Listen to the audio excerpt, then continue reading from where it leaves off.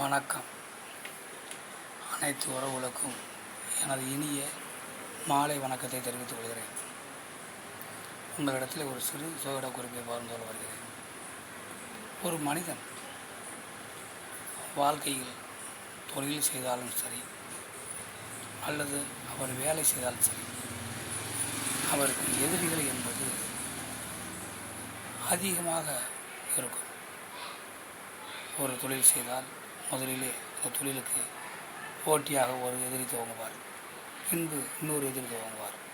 அப்படி மாற்றி ஒரு தொழில் செய்யும்போது அந்த ஜாதகருக்கு எதிரிகள் என்பது அதிகமாகிக்கொண்டே போகும்.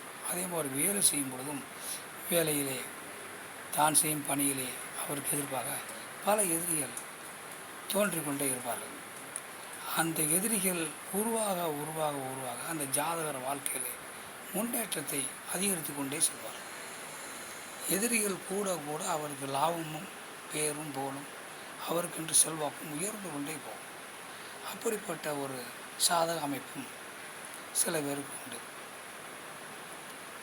அந்த மாதிரி அமைப்பு எப்படி இருக்கும் என்பதை நாம் இப்போ காண்போம்.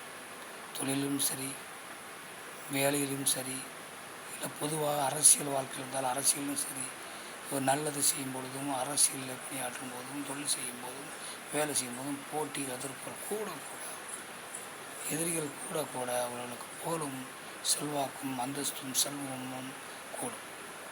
அப்படிப்பட்ட அமைப்பு என்பது ஒரு ஜாதகத்தில் லக்கணம் எந்த லக்கணமாக வேண்டுமானால் இருக்கட்டும், 12 லக்கணங்களில் எந்த லக்கணமாக வேண்டுமானாலும் இருக்கட்டும், அந்த லக்கணத்திற்கு 4ஆம் வீட்டு அதிபதியான சுகஸ்தானாதிபதியும் லக்கணத்திற்கு 5ஆம் வீட்டு அதிபதியான பூர்வ புண்ணியாதிபதியும் சேர்ந்து லக்கணத்தில் இருந்தால் அந்த ஜாதகர் எதிரிகள் கூட செல்வாக்கு கூடி செல்வமும் பெறும், புகழும் கூடும், அந்தஸ்தும் கூடும். இப்படி ஒரு அமைப்பு உங்கள் ஜாதகத்தில் இருக்கிறார் என்று பார்த்துக் கொள்ளுங்கள். மற்றவற்றை நாம் அடுத்த வீடியோ காண்போம். நன்றி, வணக்கம்.